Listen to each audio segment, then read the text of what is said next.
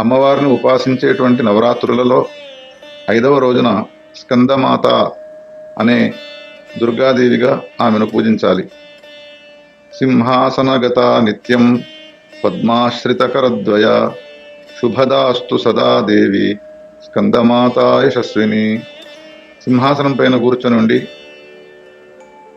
2 చేతులలో పద్మాలను ధరించి స్కందుడిని ఒడిలో పెట్టుకున్నటువంటి యశస్విని అయినటువంటి ఆ భగవతి స్కందమాత నా విషయంలో శుభాన్ని ఇచ్చేదవుగాక అని ధ్యాన శ్లోకానికి తాత్పర్యం. అనేక రకాలైనటువంటి అసురులు ఆవిర్భవించినారు. కానీ ఒక అసురుడు తారకాసురుడు ఆవిర్భవించి బ్రహ్మ వలన వరాన్ని పొందినాడు. ఈశ్వరుని యొక్క కుమారునితే నేను మరణాన్ని పొందుదునుగాక అని. ఆ భగవతి రాజరాజేశ్వరి లలితా మహాత్రిపుర సుందరి ఈశ్వరుణ్ణి వివాహం చేసుకున్న తర్వాత అనేక సంవత్సరాలు ఏకాంతంలో విహరించగా 6 ముఖాలతో కూడుకున్నటువంటి ఆ ప్రభువు సుబ్రహ్మణ్యుడు ఆవిర్భవించినాడు. అతనినే స్కందుడు అనే పేరుతో పిలుస్తారు.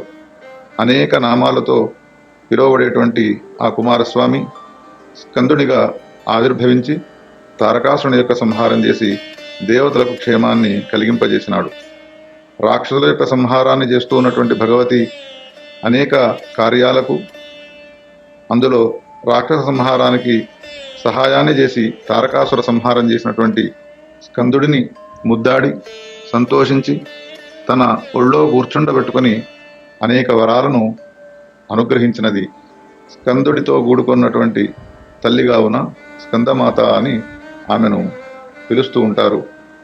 స్కందునితో కూడుకున్నటువంటి ఆ తల్లిని స్కందమాతగా ఎవరైతే నవరాత్రుల్లో పూజిస్తారో వాళ్లకు అనేక రకాలైనటువంటి కోరికలు ఈడేరుతాయి. అలౌకికములైనటువంటి శక్తులన్నీ కూడా సమకూరుతాయి. కుజదోషాదులు ఏమైనా ఉన్నా అవన్నీ కూడా తొలగిపోతాయి. ఇందులో సందేహించే అవసరం లేదు. అటువంటి స్కందమాత ఉపాసనను మనమంతా కూడా చేసి తరిద్దాము. మహాదేవ.